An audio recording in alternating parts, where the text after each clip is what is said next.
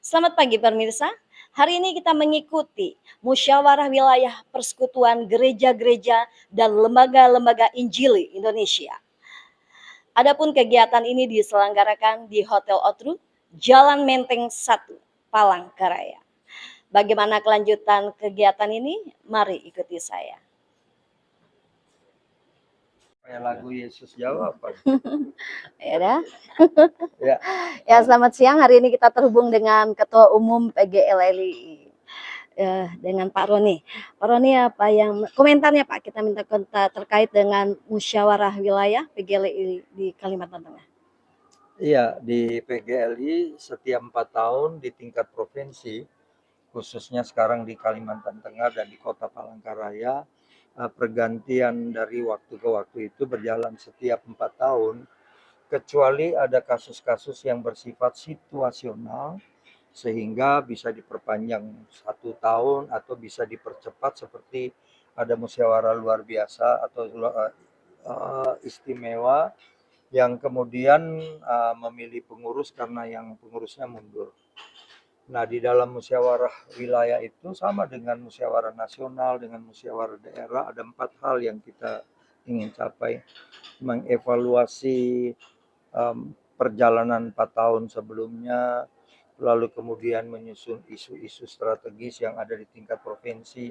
Belum tentu yang ada di Papua sama dengan yang ada di Kalimantan Tengah.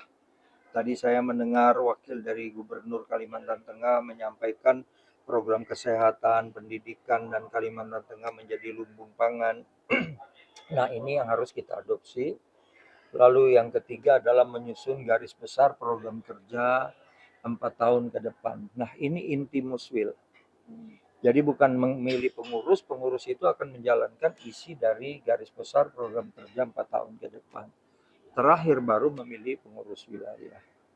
Hari ini kita ada agenda yang pertama tadi kita sudah dimulai dengan ibadah singkat, kemudian kita masuk dalam acara pembukaan Muswil yang ada dihadiri dari Forkopimda dan juga dari Pak Gubernur yang diwakilkan dan yang dibuka resmi oleh Bapak Gubernur melalui Bung ya, karena memang ada gereja, sinode dan ada yayasan yang akan bergabung di PGLI Kalimantan Tengah.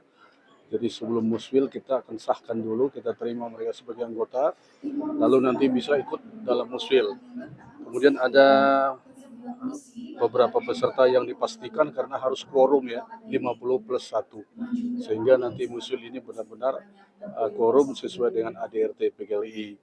Kemudian nanti ada pengesahan tatib, jalur acara, lalu penetapan pimpinan musyawarah, kemudian ada pembagian komisi-komisi, kemudian juga ada pleno kedua nanti ada arahan dari Pak Ketum PGLI Pusat, ya ke depan juga mengenai visi-misi pelayanan PGLI, kemudian nanti ada laporan pengurus wilayah periode 2020-2024, dan nanti ada rapat komisi, kemudian nanti ada persentase dari ketua-ketua komisi, apa yang dikerjakan selama 4 tahun, dan nanti ada pertanggungjawaban pengurus, kemudian nanti pemilihan ketua pengurus wilayah, kemudian nanti pelantikan yang terakhir. Nah, itu rangkaian acara kita sepanjang hari ini. Ya, nanti setelah terpilih pengurus yang baru, ketua dan strukturnya semua, itu langsung dilantik hari ini oleh pengurus pusat. Harapannya dengan muswil ini? Ya, harapan kita dengan muswil ini adalah kita supaya teman-teman anggota sinode-sinode yang ada di bawah PGL itu, kita mengundang mereka semua ya, termasuk dari daerah juga, supaya ada rasa kebersamaan, bahwasanya ini adalah pelayanan kita bersama yang harus kita kerjakan bersama ke depan. Dan lewat nanti pemilihan pengurus yang baru ini, seperti arahan dari Pak Gubernur mewakili tadi itu, kita bisa bermitra dengan pemerintah, mengerjakan yang terbaik untuk membangun Kalteng, ya terkhusus bagi gereja yang ada di bawah PGL itu bisa terlibat aktif ya, mendukung program-program pemerintah yang akan datang. Ini langkah ke depan untuk memperkuat persatuan dari gereja-gereja dan lembaga Indonesia ini, alangkah apa yang diambil? Ya, setelah nanti selesai muswil ini kan ada rakerwil 3 bulan berikutnya. Itu nanti akan membahas program-program yang disepakati dan bagaimana itu diimplementasikan atau dikerjakan sepanjang 4 tahun ke depan. Nah, dalam hal ini kan pengurus tidak bisa berjalan sendiri. Pengurus harus didukung oleh semua anggota PGLI yang ada di Kalteng, baik itu sinode gereja maupun yayasan yang bergabung di dalamnya. Jadi akan ada rapat-rapat juga untuk men-share program-program kita, sehingga merupakan satu kegerakan untuk bersama-sama membangun pelayanan kita ke depan. Ini kan ada pemilihan untuk ketua ya Pak ya. Ya, Ada berapa calon yang ada? saya tidak tahu berapa calon karena nanti semua mencalonkan diri bisa.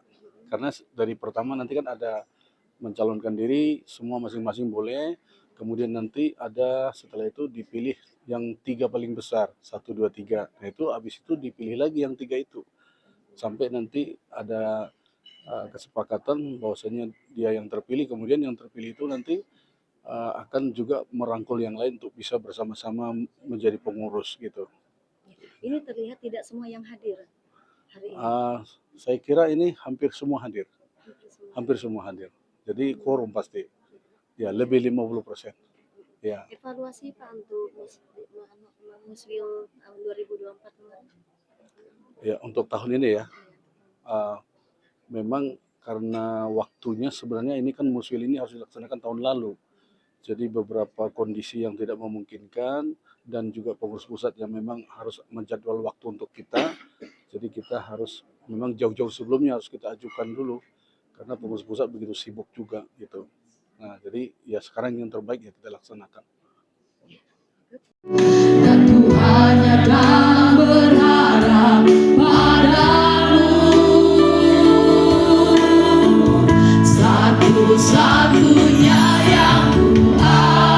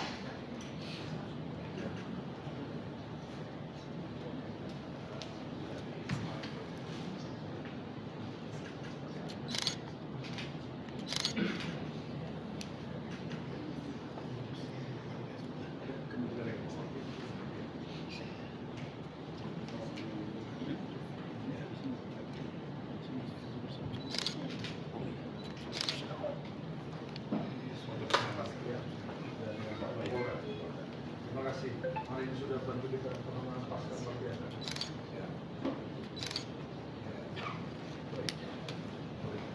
Akan dilanjutkan dengan sekaligus foto bersama